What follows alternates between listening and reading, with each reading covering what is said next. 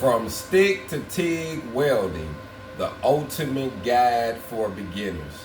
This video, family, I wanted to create for beginners who are wanting to dive into the TIG welding process. I would recommend as a beginner, when you're diving into this process, that you would start on some carbon steel. Carbon steel is more forgiving when you're learning this process. And I just want to say one thing for sure: cleanliness is next to godliness. Make sure you clean your material, even if it's carbon steel. This is about an 1/8 inch piece of material. I cleaned the front of it to get all the mill scale off. You want to get all of that off, it's going to help you produce a better weld. Now, when you're dealing with things like stainless, you won't have to grind nothing off like this, but you will have to clean it with like acetone and different things like that to make sure you get a good weld. One thing that is different between stainless and carbon steel: stainless is less forgiving. So think of it like this: if you are a beginner and you're learning how to drive, you want to learn how to drive in a basic vehicle. That's what carbon steel gives you the opportunity. It gives you the opportunity to learn as a beginner, to get comfortable under the wheel, learn how to drive, learn how to hit the speed, learn how to stop, do these things. That's what carbon steel allows you to do. Now, when you get to going over to stainless steel, it's like jumping into a race car. It's less forgiving. One wrong turn could literally take your life, could literally make you fail a test, could allow you not to get the money you're trying to get when you're diving into different stainless pieces for working from, let's say, from custom plants, from dealing with food grade, dealing with piping. Like stainless, like you have to really know what you're doing. So to get started on it, you should practice on some carbon steel. Once you get the fundamentals down, then you can switch it up. Now, I can say this: when you're getting started, both of them you can use the same gas. On this particular one, I'm using 100% argon. Now, you can use that. I would recommend around 20 to 25 on your pounds, on how much oxygen, how much argon you want to actually relieve through your torch. So one good thing to remember is you don't want to have too much, and having not enough could also mess your weld up. So you want to kind of stay up in that happy spot. So I would say start around 20 pounds and you'll be fine. Even if you're jumping on stainless, you might want to jump it up probably 5 more, about 25. But you pretty much good getting started. The main thing also you want to do when you're dealing with stainless and dealing with carbon, both of them, you're going to have a tungsten. We'll take this one out. This is a small torch, and it got a tungsten in here. And this tungsten right here, this is a 3/32 tungsten. This is a 3/32 tungsten. They come in different sizes. But when you're dealing with stainless and carbon, you want to make sure you sharpen this end. Make sure you have a nice good sharp clean end. That's going to help you do this weld a lot better. Now, when you start jumping on things like aluminum, you're not going to have a sharp point. You're going to have more of a round ball at the end, and then you'll have a different type of tungsten as well. So this is one that comes with this kit. I'm actually using this is a 6 cup. So this is a small cup, and this is one of the cups that comes with this machine. It actually have a few different hookups when you come with this one. But just for the sake of time, we wanted to just run a couple beads with this small one that I have here. Now, me personally, when it comes to stick out, I would recommend having about a 1/4 inch stick out. 1/4 inch stick out is good in my personal opinion. I think this right here will save you a lot of time and produce you a good weld by having a 1/4 inch stick out. I always tell man this when I make a funny joke, and because boys, when you're teaching boys how to use the bathroom, is a little different when you're teaching girls how to use the bathroom. And I remember a instructor saying one time, he's saying, now if you don't have enough stick out, remember it's kind of like using the bathroom as a kid. If you don't pull it out, you might pee on yourself. So if this is not out, or you don't make sure your pans is out where you can see what you got going on, you might mess around and burn something here, or you might mess around and touch your tungsten up in the inside, like something is not going to be right. And I always thought that was a funny joke. And but when you relate into this, just remember cleanliness is next to godliness. Now, a lot of people go from stick to TIG, like what I'm saying in this video. That's how I was taught. But one thing I have learned though, now that I've been doing it for a while, I almost think that it's better, especially if a person want to do TIG welding, to start off doing TIG welding and then dive into stick welding, because TIG helps you control the arc gap. Because when you're doing this, you know you got to, if you touch it and it sticks, you know it's going to foul out. And if it do that, you got to clean your tip again. You got to clean your metal because it's going to contaminate it. But you know you got to keep about an 1/8 inch gap the whole way while you're doing this. You got to have a steady hand. When you're doing stick welding, you know you got to keep that same gap. But sometimes that rod be all over the place, and you kind of like, it's kind of hard to grasp that concept. But with this, it's kind of fine-tuned, and it only sparks up once you hit the arc. I mean, once you hit the pedal or once you strike it. I'm using a foot pedal on this one, so we can use it more, you know, it'll be a little bit more easier to strike it. But I'm not going to strike start it. But a lot of old ones and a lot of even new equipment got some strike starts. But getting started, you can do either or. Strike to start it, use a pedal, however you want to do it. Both of those are great ways to get started. One other thing that I would recommend, you want to think about your angle. So if you're using about a 90, it's going to be hard to see the tungsten, hard to see the puddle. So you want to have, I'm going to recommend about a 15-degree angle. So if you from a 90 here, you want to rock it about 15 degrees, and that'll be fine right there. Now, I would recommend getting started, just run beads. Don't try to do no lap joints, no T-joints, nothing complicated. Just try to get the process of running the bead correctly, getting in a straight line, and then tying another bead into the next bead. Like tying it into, getting them closer together, stacking beads. That's what I would recommend doing. It'll teach you several fundamentals that'll really get you started. If you dive into it without doing those things, I think you'll miss some fundamentals and you'll get frustrated later, like, man, why is it doing this? And you would have understood it if you would have just started from the basics. So always start from one. Don't try to skip any steps, because if you do, you're gonna wish you would have had that step when it's really time to dive into the field or do that test or whatever. And remember, you're not trying to get certified. You're trying to get qualified. You can get certified on every job you go to once you qualified in this process. So this is a muscle memory process. The more you do it, the better you're going to get. Like anything about welding, that's why I love this process. For those who want to start at home, you can grab you a small unit. You don't have to break the bank.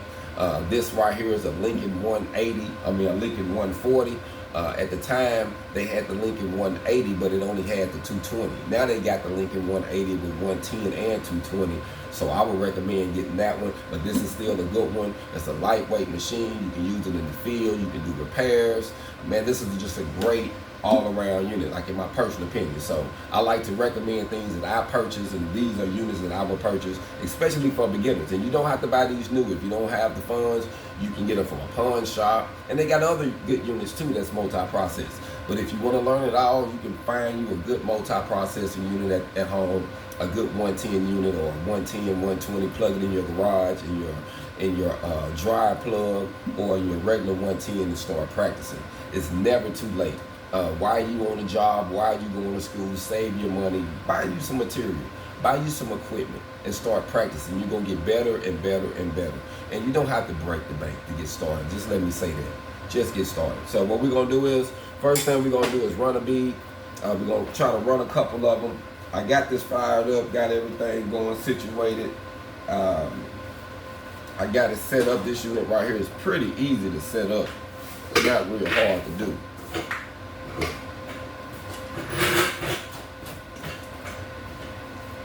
So the main thing is you want to make sure you get your angle. I like to make sure I control the gun. I like to make sure I control it. and I like to run dry runs. Now you see I got this on set where the gas is going to go even when I get off the pedal, and that's good for post gas flow, especially when you're dealing with stainless. You don't want to just get up off of it. You're going to create a crack or some type of crater in it when you do that, or some type of contamination. So always give yourself a good dry run. Make sure you can move. I like to use my knee when I'm getting started because I can move my knee without moving my wrist, and I can move all the way across the plate without moving my ankle, changing my ankle.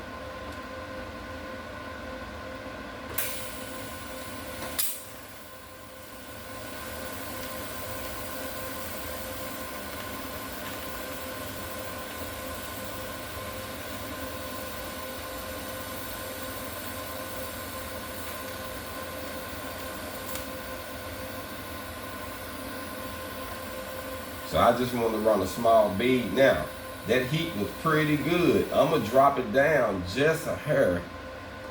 And I like that. It melted really good. And what you want to look for, you want to look at that molten metal.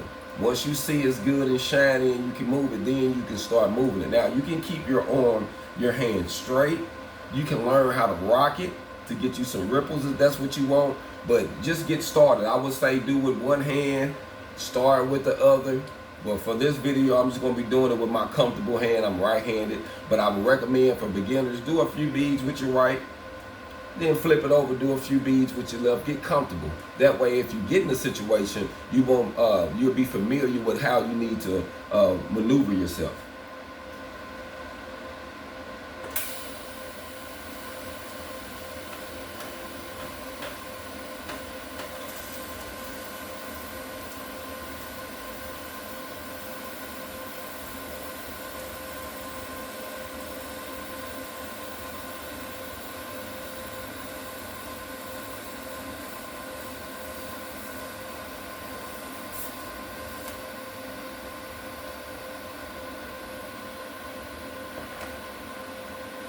So one thing I noticed, when I barely dropped this heat, my weld was a little different. I said, okay, so I'm seeing I'm right up in there. And that's something that you notice too. As you do this, you get to tweak and you say, okay, my bead, if the bead is real narrow, then you're like, man, I need a little bit more heat. You know, if it's melting and going everywhere, you might have too much heat. And that's things that you have to determine as you go. Now, another thing, when you're doing stainless or carbon, depends on what you're doing, I would recommend your shield needs to be a 10 to 11. 10 to 11, you should be good, depends on what hood you're welding with. Just make sure you can see.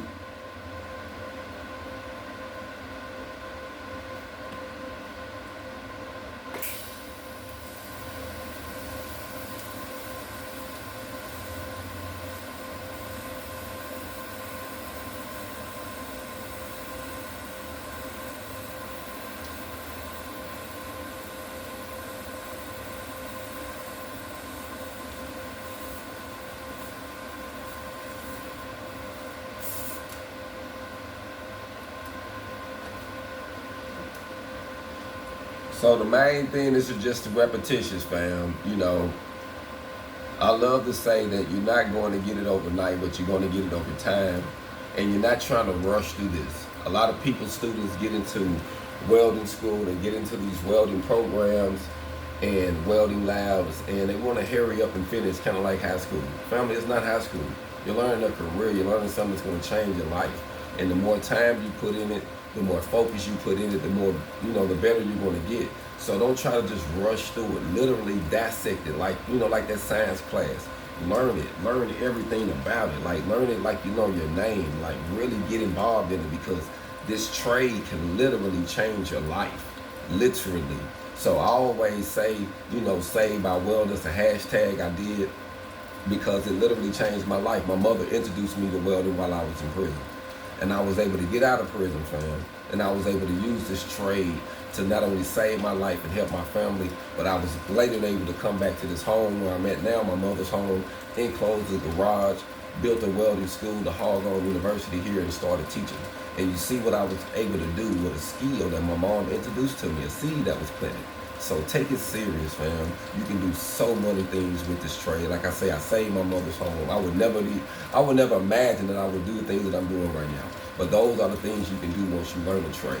If it's TIG, stick, flux, MIG, whatever part you like, just learn it and learn it all. If you're young, don't rush it. Get it all. Be a combo, because you'll be more flexible.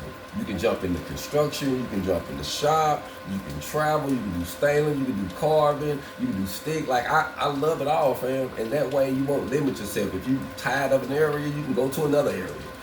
But that's one thing I love about stick welding, love about being a combo welder. Like my mom and my mom used to say, you got two arms, use both of them. You know what I'm saying? So put two things in your hand, fam. So let's do a little bit more welding.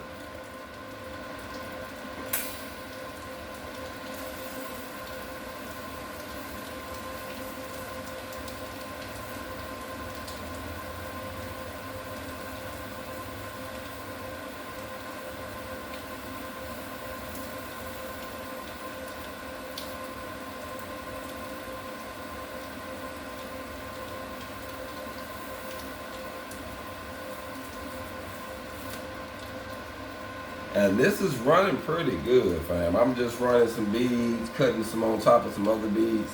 And as you see, it's running pretty smooth. I'm not using a whole lot of heat. And like I say, I'm just running a couple. So I would recommend doing that before you start using a filler rod. Filler rods come in different sizes. This is a thicker one, so it might require a little bit more heat to melt this one, but this is the only size that I have right now. But they come in different sizes. And the purpose of it, fam, if you contaminate one end, all you have to do is cut it off. But it's like if you're trying to if you're stacking some beads to fill up the joint, normally you want to add some metal to it. If it's a lap joint or some T-joints, depends on what it is, you can just melt the metal and without using the filler rod. But using the filler rod normally adds more strength to the weld. So that's the purpose of it. So we're going to start this. Normally, like I say, if you're using this at a 15, you normally going to have probably this. Or if you got this at a 15, this at a 10, or about the same, really. You even write straight dabbing, which I have seen the instructor talk about pushing dabbing. That way you get more in it if you push that, like if you push into it, versus this straight dabbing. And I kind of like that technique. If you drop it and kind of push into it, versus you just dropping it right on there, I think you get a little bit more penetration that way.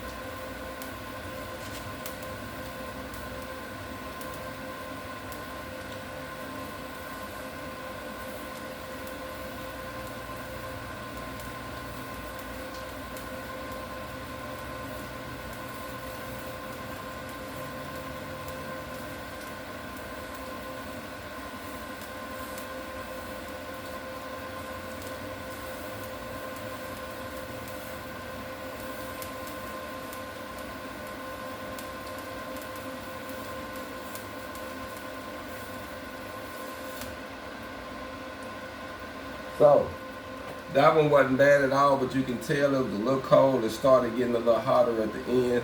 But then again, like I say, this filler rod I got right here is a little thicker. If it was a little thinner, it would have did a lot better, but it still did good though. It wasn't bad at all. And like I say, this is just for practice purposes. And just like anything, this is something that I don't do all the time. I know the process, I know the technique, and if I dive in it a week straight, put some hours in it, I can dive into this and do anything, you know what I mean? But the process that I do majority is stick, MIG, and flux, because that's where I get the most of my money at. TIG welding for me it was a lot of me being a felon, let me say this. It was a lot of places I couldn't get into with a lot of the TIG welding contracts. So that's what kind of ventured me into the entrepreneurship side and really mastering the stick in construction, and then doing it in pipe welding, doing like doing mine work on MShaw and doing construction work. And that's really where I got my money in. I got more once I started getting more equipment and adding it to myself, so and adding it to my craft. So that's where I really got my bag in. TIG welding is something I love doing, but it's a slower process, and I like to move fast. You know, I ain't gonna lie to you, so I never really just enjoyed doing it all the time, but I really enjoyed stick welding, hitting that trigger and go flux. MIG and stick was my favorite, but I do enjoy doing this, but I didn't get a serious bag out of this, and it discouraged me from just really getting into it once a lot of the contracts was keeping me from getting into them because I was failing. So I do want to say this to my youngsters: don't get no felons, don't catch no charges. I started with a stick in the game. You ain't got to start with a black eye. You know what I mean? But I used it anyway, and I used the trade the best if I can. But if you don't have a felony, you got a good record, family, let me tell you, there is no limitation on what you can do. It doesn't matter what you look like, what color you from, where you from. All you got to do is have this skill set, and it will take you places you can never imagine.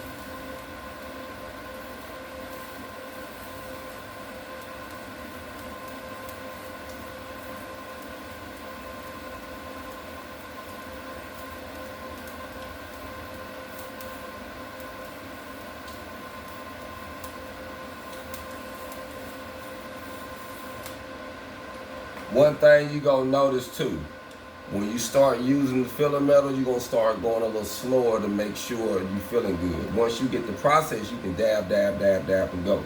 But getting started with this, you always want to take your time, fam. You want to take your time. So the main thing with TIG welding is gonna be practice makes perfect. The more you do the process, the better you're gonna get in this process. But with any other processes, it's all about practice, fam. It's all about practice. With this TIG welding process, is practice, is being clean, is realizing your gap, your angle, and your travel speed, keeping about an 1/8 gap, making sure you got good consistent travel. You know what I mean? Making sure you can control the torch. It's not too hot. I have seen people, let me show you something. And it's kind of hot right now, and I just took my gloves off, but I'm gonna take this torch back out just to show you something. I have seen people grab the torch. It's hot right now up in here, but have their hands all around here when they did it. There's nothing wrong with that, but it get hot up in here, fam. So it's better to control it from the end where it don't get as hot. So learn how to control it from this end, and you'll be a lot better. They do have the torch ends that can be flexed, that can flexible. Those are great too. But I would say if you learn like this here, you're gonna get in the bind, and your glove gonna get hot, and your hands gonna get hot, and it just makes it hard to get a good weld. You know what I mean? So just keep that in mind. Just try to do things that makes it comfortable. I wouldn't try to put myself in a box with it. You know, some people learn things and they put themselves in a box, and it really messes them up when they're getting this process done. As you can see, if you look at the top of the table, I was getting some heat up here. So you can know this little machine does get some good heat, fam. Really get some good heat. I'm gonna take it down here so y'all can see it.